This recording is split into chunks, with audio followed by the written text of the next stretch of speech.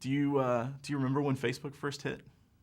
I do because my cousin came to my cousin's school before it hit the general population because it was started out at a select group of schools. Um, Ironically, my cousin is now working at Facebook. He's a computer programmer. So when Facebook started, he was telling me about it, how amazing it is, and he was showing it to me, and I just had no idea what he was talking about, and I thought it was because he's a computer programmer that it was kind of such an esoteric thing that only he could understand. Of course, I've been proven wrong. There are 500 million people using it, who I imagine many of them are not computer programmers. And he has a great job working side by side with Mark Zuckerberg now. But you are not one of those 500 million people. I'm not. I was very briefly. That's why there was 500,000,001 people for 3 weeks while we were rehearsing for the movie. I got a page under an alias to understand, what my character was talking about. And what was that experience like for you, kind of delving into a... It was very strange because actually a week after I signed up for the page under a different, under an alias with a different email account, I got an email from Facebook suggesting I be friends with my sister's high school best friend. My sister has a different last name than I do. It was a very strange coincidence or not. I don't understand how the company really functions. Well, I think they're Skynet. I think that's how it works. What is that? From Terminator. Oh. Where they become sentient and they know everything and they're taking over the world. I mean, it was a nice suggestion, so I don't want to, she's a really nice person. So it was not, driven by some kind of, I didn't see it as like this scary overlord. It was kind of a nice suggestion to be friends with this person who I used to know. But I don't know how that works, aside from your suggestion.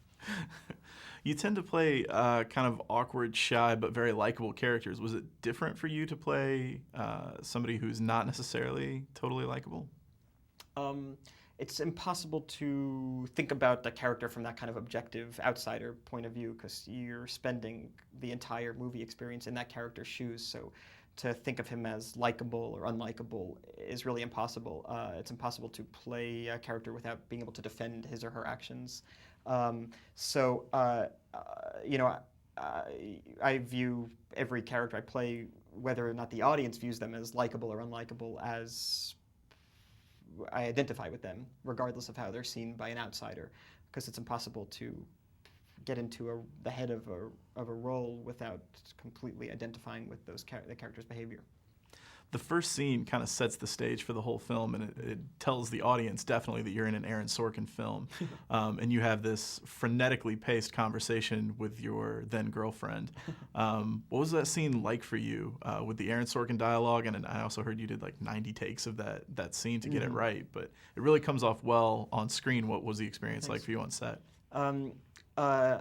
As exciting maybe as it is to watch, and I haven't seen the movie, it was that much more exciting to film because although movies are shot almost entirely out of order, we shot that scene first. I don't know if it was just a coincidence or if they had scheduled it so that we can kind of get into the roles more naturally. But it was really exciting to shoot that first scene because we had 2 nights to film it.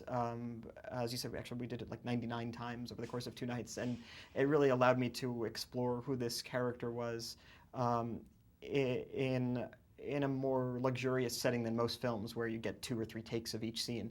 I knew we had a lot of time, and to explore who the character is. We played with my character's level of emotional detachment.